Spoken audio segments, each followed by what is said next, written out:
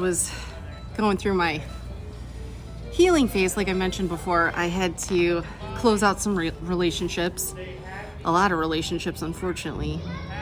And this was never done with like the intention to cut anybody off. Quite the opposite, actually. It's just when you're so intentional about your healing and you're being introspective and you're discovering what your needs are to make you happy, you're just naturally taking that action. And, some people will just fall off if they're not, close with you. But then what I found to be true, and probably a lot of other people, is that, certain things that you overlooked before are obvious. And, like you're always the person that's contacting everybody, or, if people just have a really hard time reaching you. And I'm talking about like connecting with you, not reaching you, just like dialing you up. Just being able to feel like a sense of a bond with anyone. This is going to change because, especially if you've gone through a lot of trauma, because, well, you just build walls and you have wounds, and you could develop a really large ego. I find that like people who don't have a close relationship with God, even if they're not a narcissist, a lot of outside validation, because like that's where they were finding their worth from when they weren't getting it from source. And so one of the more challenging relationships, and really kind of the last one that I had to bring to a temporary pause. And that's the thing too, like I said, I never rejected anyone. It was just more of a like withdrawal of my energy. Really, in all fairness, could appreciate like the monumental opportunity that God had given me, and I don't think they really understood like what I was going through. But then, if they did ask and I tried to explain, they didn't seem interested. Like they would, make some kind of comment, oh, I gotta go now, and like get off the phone with me, or not call me back, not text me back, or be like, whatever. And again, it wasn't about being like bitter or angry. It was just, okay. It's like, there's only so much, you're not going to keep explaining. Still was not too far out of losing my job. And then I had fraud on my unemployment. So that made things extra challenging. And then my mom decided to do what she does and to file for custody and then legal guardianship or legal visitation with my daughter. It was just a narc rage out. Just a way to punish me, weaponize the legal system. She made a false claim to CPS, like told like a straight lie, like the straight lie. Like even the guardian at Lightum that she had to pay for was like, why did you do that? Like that, you can't do that. And obviously that got everything kind of sped up though. Like once she did that, it was like, yeah, okay. Her boundaries are pretty good. Like you should be happy with the time you're getting to spend. And then she tried to get me to pay for the $7,000 for all of that. She wanted me to pay for half of it. The judge was like,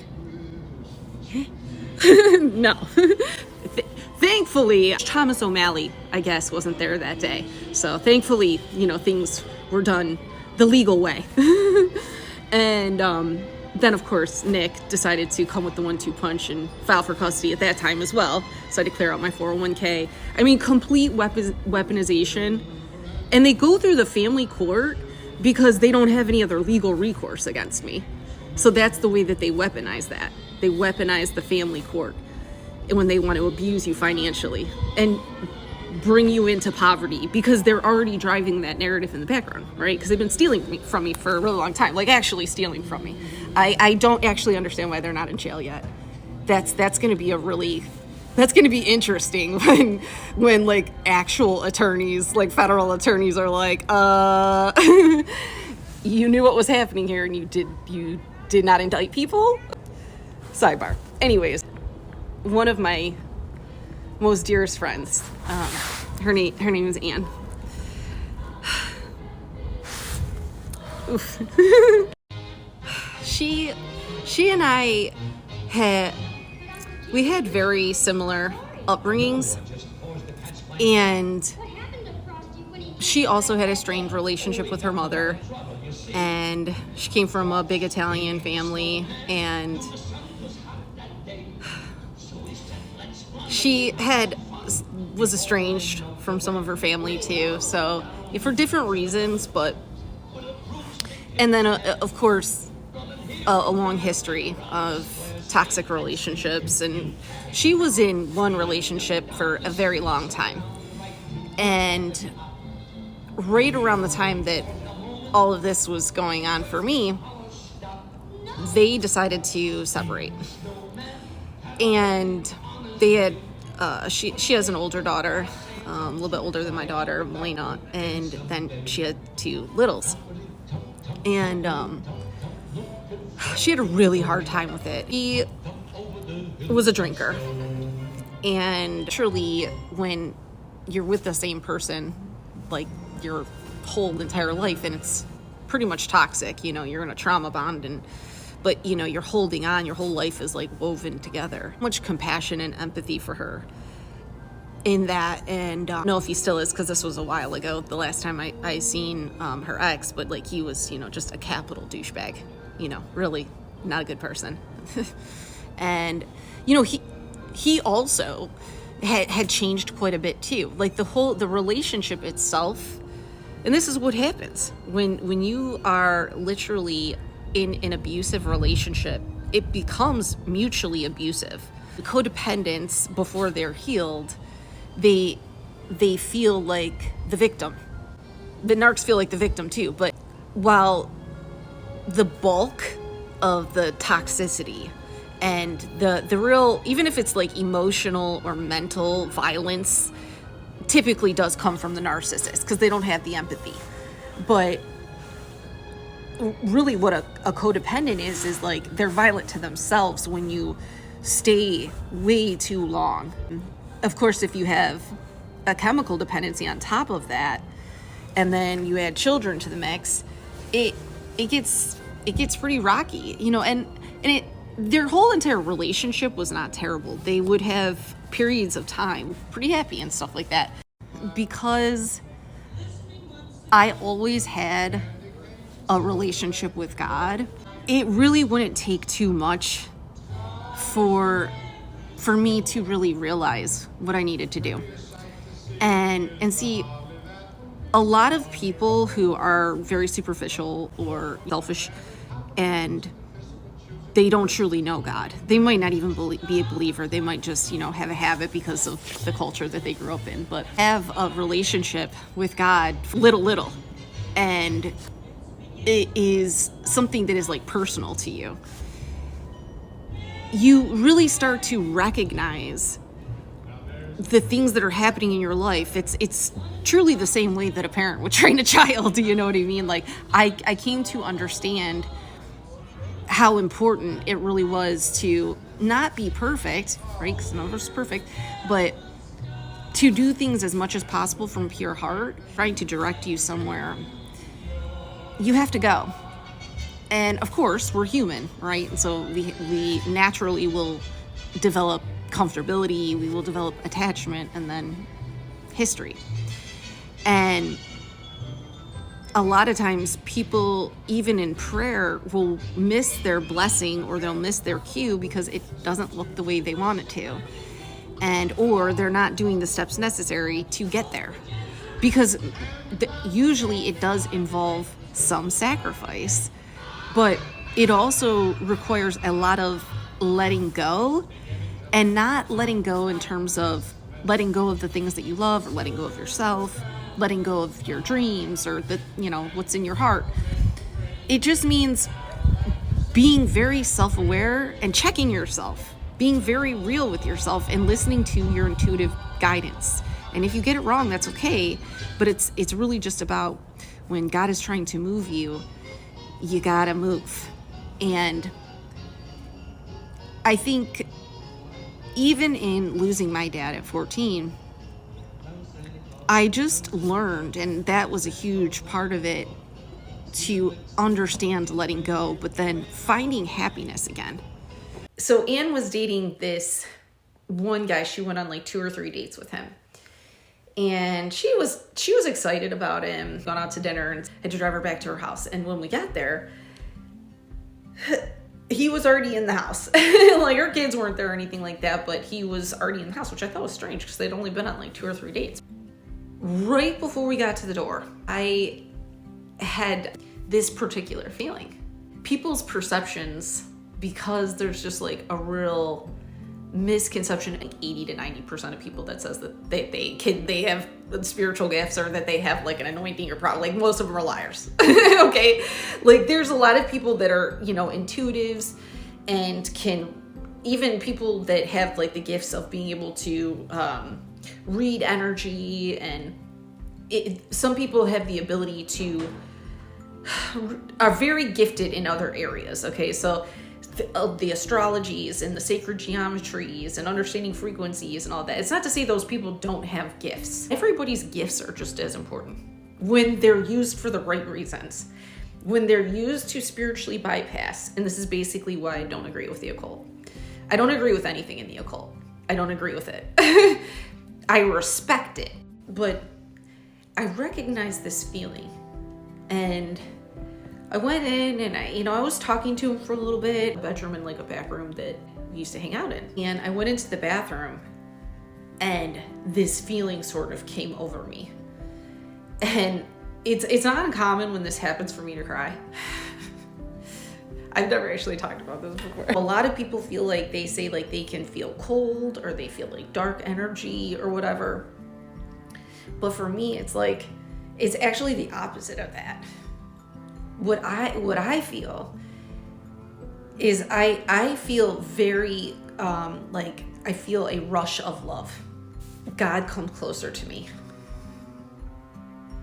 Of my recognition of this, like I started to be able to relate it is like when something happens, like an accident happens, something happens to someone you love, God forbid, or somebody you dearly love passes away, and like that moment where you find out, or what's even worse for me is like the next day, like the first day after you actually fall asleep and then you wake up for the first time, and it's like it kind of hits you out of nowhere that they're gone. That's like usually the first, at least for me anyways, like the first thing I think about in the morning for a while after somebody I love passed away. And it's almost like this drop feeling, like a punch in the gut where it like kind of knocks the air out of you. And also like this like adrenaline rush too, but there's like, you don't know what to do, right? And it's almost like a flashbang for me. People don't really recognize this, but like when we lose someone we love, like the reason that you feel that way, and it's like a punch in the gut too, but it is actually a rush of love. And when you grieve, especially if you lose somebody very close to you, again, God forbid, like a spouse or a child or something like that, that pain and the depth of your pain that you feel, that grief that you're feeling every day and the tears that you're producing, that is actually love. It's the feeling of loss, but it is actually the love that you have for that person. And the deeper that you grieve, usually the deeper you love that person. So a part of what I teach people in that part of my ministry is how to turn that grief, which is really like, it feels like the love has stopped. It feels like who's gonna love me or how am I gonna love them? Like this is, whoever this was to you. And really what it is like, it's like love that can't move. And so a part of what I teach people is how to move that love and how to move that grief and bring it back to love and find meaning in that grief and whatever they have to work through in that process, whether forgiveness is in there, which a lot of times it is, gratitude might be in there, finding the purpose in it and turning it into love so to get that moving again so it doesn't block their heart, because a lot of times it'll block people's heart chakra, especially if somebody does die in like violent crime or an overdose or something like with my daughter's father. I had to transcend that anger. Like I did not want to be angry. Like that was what I prayed for constantly, multiple times a day. Like I just kept asking God, like, teach me how to forgive, because I don't want to hold on to this anger. That initial feeling, because I've gone through that so much, when we go through that, right, because people are transcending into the spirit realm, it's that closeness of spirit surrounding you. And I feel very warm. Usually I get very, very warm. And I'm not somebody that sweats. I don't really sweat, which is, I know it's weird. I could work out like a lot and not sweat. It's very strange. Being like the underboob or something, but for the most part, I'm just not a big sweater. I've never been a big sweater, but when this happens, depending on like what is happening around me, I might even start to sweat a little bit. There's levels to this as well. And God is so amazing, y'all. Like, God is so amazing. Like, the way he has trained me to understand this, to like navigate what these mean. It's like our secret language. And what I've always noticed though is to be able to understand how to move this energy when it's happening for me. Like what it means to me, what it means to my physical world, what it means in that moment.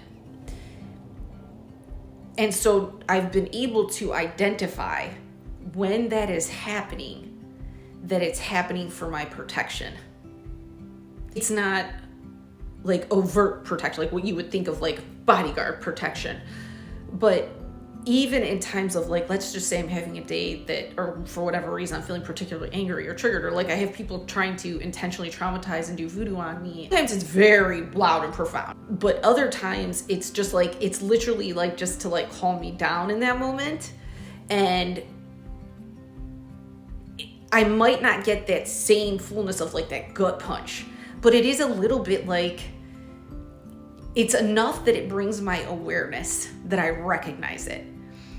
I've had this happen before where if I pray for something and I want to get the answer to something, and sometimes we don't see these things. A lot of people don't recognize these things because sometimes they can be very subtle, or you still might be acting from a place like a wounded place.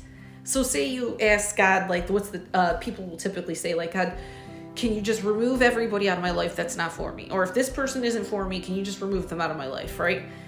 And then 2 weeks later, you have a conversation, and like within the bulk of that conversation, you actually got your answer. But most people don't learn to recognize like when those answers happen, right? So sometimes for me, typically mine are a little bit more specific, I'm gonna be honest with you, but I have I'm very protective of my energy. You know, most people have a lot of people in their energy all the time. They have a lot of noise in their environment. They have drama all around them. They're like so consumed in other people's chaos and stuff. And there's so much noise in their environment. They're not really paying attention in the same way that I will be able to notice things that like stand out a little bit more. Oftentimes when I'm doing that, or if I'm like asking for guidance on something or like a prayer on something, I will get just slightly even that sort of feeling that comes over me where I know like God is coming closer to me. When this happened with my friend Ann, I was really taken aback. Like I didn't, right away I kind of just knew this dude was sort of creepy. Like I just got bad vibes off of him anyways. But then when that happened, I was like, oh shit. And it is a little, when it's that strong, it's very overwhelming because I know that there's a reason that's happening. Like that's not an accident when that happens to me. Also too, just like, obviously like people really are critical and judgmental of me too. So it's like hard because, because they'll judge you or they'll think you're weird or they'll call you crazy or whatever. So, sometimes I just get like quiet and in prayer, and I typically pray in private and I don't usually pray out loud unless it's for somebody else, like I said, but really uncomfortable. Like I just hung out for like another minute or two and then I left. And then a couple days later, I did mention it to her. And that's always difficult to navigate too. Because if somebody's not ready to receive that, it's really hard, especially because like people that know me well know that I don't have an ulterior motive. Like I'm not somebody that's like going to control them or judge them. I'm just like, there you go. That's a part of like why God puts that on me. But it's also difficult too. And there's been times, even especially with my counterpart, you know, like when I was like, oh no, like I was like hit to like, it's like, God was like, no, no, God, no, you can hit somebody else up. Like, have them watch a tarot reading or something. No, I can't help here, you know? And especially when somebody starts dating a new person too, you know, I don't like people planting seeds of fear in me. So I'm very mindful. I hold myself to the same standard that I hold other people. And so that is a very difficult thing to navigate in certain times, especially because it really does come from a loving, genuine, pure-hearted place. So making sure that people understand, like, it doesn't come from a place of judgment, but it's always kind of difficult. But see, like, these are the times, and it's very hard to explain this to people, but like, when I say I know, I know. Like, it's like people don't really realize that, like, I have gone through so many years of training in this. And because when I'm not like divining, I want to be in reality. Like, I don't want to like have to read people's minds. It's like, I don't know. You still have to like communicate with me. Like, I'm not like just going to be like, you know, Mary Magdalene all over you all the time. Like, no. People in particular energies, I'm not sitting there like trying to diagnose this person. Like, I'm not going to go research him on the internet. Like, I'm not going to do that. I already know what I know in that moment. And you have to let people live that out, how they're going to live that out. You have to let people have their experience. She ends up still dating him. And we definitely started to not hang out as much. Obviously had a separation, a lot of communication when my data was being intercepted. So, and again, it's like, I do definitely appreciate when some people get upset with me in this moment, but at the same time, it's like, they're not telling people the full story. I never just separate. Like, I love people so intensely. I'm such a loyal person. Like, it takes a lot. It takes actually a lot for me to separate from someone. Really a lot. But I always will choose God. I'm never going to give up my destiny. I'm never going to God has been so good to me. Like, literally, like, not just trying to be cheesy. He really has. Like, better to me than any human ever has. Like, God has never let me down. Every single time, that's the other thing too, is like, God will like confirm for me, maybe not in the moment, but later on, in some way, I will always get confirmation. So it's like God wants me to have that confirmation. Because I think also God sees me in how I like struggle with that a little bit, because when I do have to pull away from people, especially in these type of situations where it's not safe for me to be there, because when you have somebody who is very like has a very dark energy in them, or they're a high-ranking demon, that is dangerous for me to be around. I don't have an ego, and the other piece of this too is like, a lot of people don't really realize this, but I don't have a partner, man, protecting me. And despite the fact that I have 4 brothers, none of them have ever protected me either. And why God, I think, and even like my spirit guides and the angels, I think that has a lot to do with it too. Because when you have a pure heart, you don't have an ego. Like, really, it is just confidence. But I had to earn that confidence because I've worked so hard for everything. That's a healthy confidence that people should have. And I'm not tooting my own horn here, but I'm allowed to be proud of myself, whether other people are proud of me or not. That's on them. And everything I have has come directly from God. And it doesn't make me a perfect person. I actually really despise when people put me on a pedestal. Like, I hate that. I've talked about this before. Like, do not put me on a pedestal. Like, because it's like people like really and piss themselves off. They hurt their own feelings. Like, when they come into competition with you, or it's always about the other person. And ultimately, like, the overarching theme of this whole thing, I know, will be that part of the reason that God allowed this really horrific hate crime to happen to me, because I don't have the spirit of fear. And these people are usually successful because usually they target people that have a spirit of fear, they have addictions. they are easily lured into some trap. Like, I cannot believe you people risked as much as you did without doing any research. I really can't. Like, when I say stupid, I mean it. Like, the right, wrong one. Like, out of this universe, the right, wrong one. Like, there was never a chance. Never. But again, when you're messing with magic, occultism, gang stalkers, being a absolutely diabolical piece of shit, that can happen. But ultimately, it's because this is a very great example, whether people see it yet or not, but eventually they will, that bigotry, prejudices, judgment, misogyny, and hate crimes don't have anything to do with the person that's being targeted. So people who say that they're targeting a group, like radicalists, okay? Let's say it's LGBTQ. That's the people that are being targeted and they're being bullied or whatever. That doesn't have anything to do with the fact that those people are LGBTQ. It's not about the person, it's not about the group. It's not about that. It's about the people who are holding that hate within themselves, that insecurity within themselves. And when insecurity is driven by fear, and then you get a whole bunch of energy behind that, that's when a hate crime happens. I say, really any kind of domestic violence. I mean, those really are a lot of times are hate crimes. they're examples of hate crimes also, but it takes usually something very out in the open or bold, like people want to make a statement with it. But this is what I have been saying, and it's only the people who have an agenda and will use things like our prejudices against us.